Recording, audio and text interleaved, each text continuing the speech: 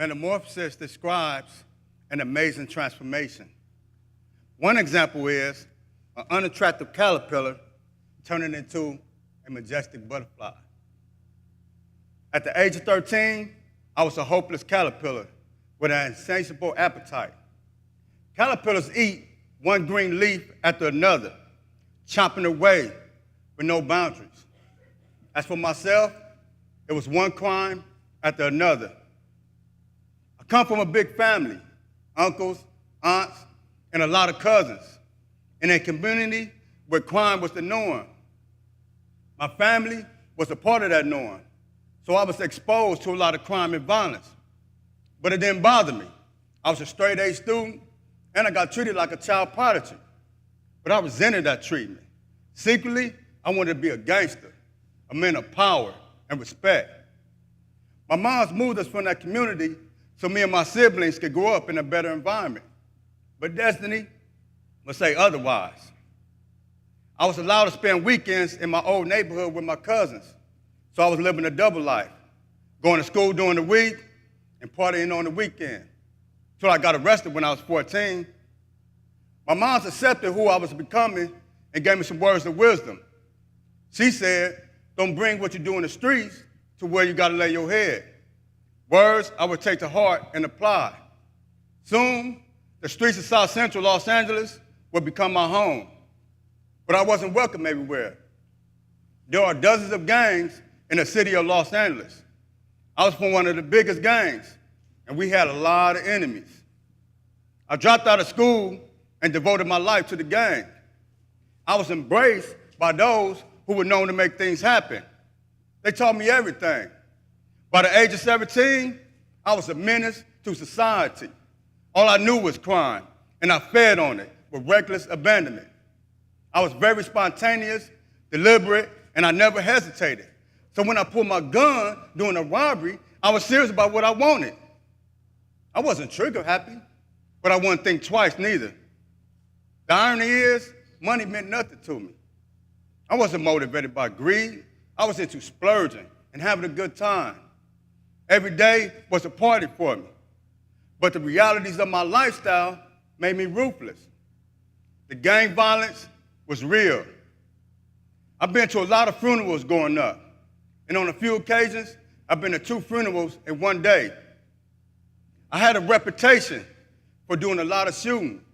I did drive-bys, but I was known for jumping out and chasing people down. I was so deep into this lifestyle that anything outside of it was foreign to me, including being intimate. I had some pretty girlfriends, but I preferred the company of prostitutes.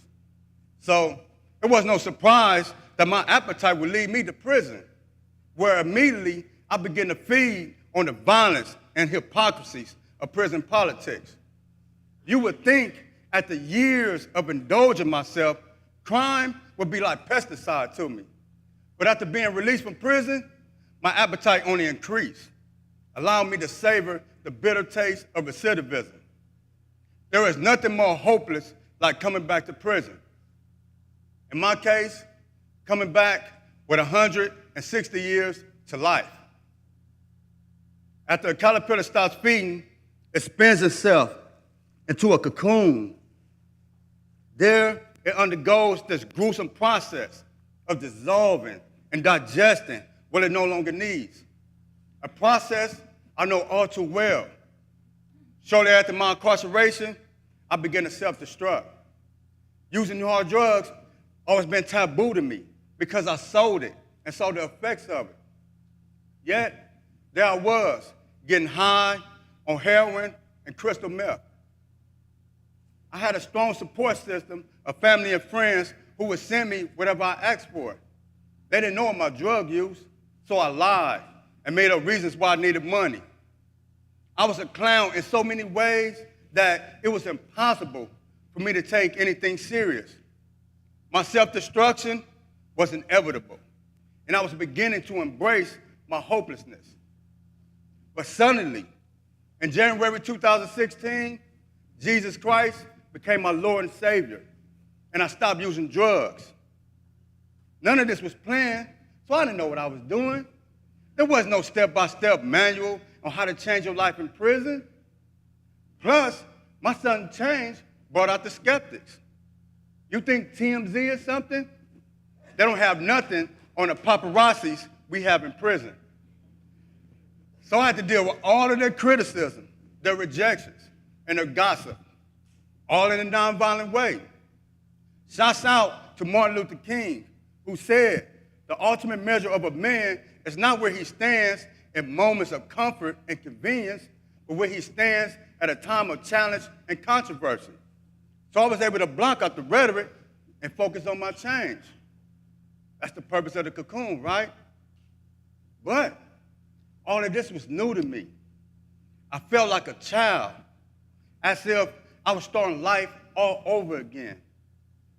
I never felt so vulnerable in my life, so sensitive. The entire process was emotional, forgiving, and letting go. I accredit the mental health program here at R.J. Donovan Correctional Facility. So much of my coping skills and character development is a result of their professionalism. I was beginning to see purpose in all of my experiences. The word coincidence was losing its value to me, but the word perfect was beginning to mean everything to me. Doors were opening and good people were coming into my life.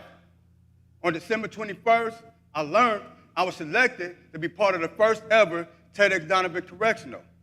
I didn't think I qualified. I'd never been a part of something positive. So my joy inspired me to make a decision I never thought I'd make. On Christmas morning, I let it be known the gang life was over. And a few days later, I'll be crying in the shower as I thought about all the people who died for this lifestyle. So many who would have been proud of my choice. I entered 2017 giving God glory, preparing me for the day of the TEDx Donovan Correctional event. I was the lead usher, a position that taught me the true meaning of humility. I was being of service without being seen, which was new to me because every event I've been to in my life, I was used to being seen. So this experience was foretelling that, oh, that's about to change. Things were about to be different for me. Just like Jesus was led into the wilderness to be tempted by Satan, so was I led into the summer of 2017 to be tempted by one situation after another. And in accordance with that, my pastor would challenge the congregation to a 40-day fast by giving up something we love.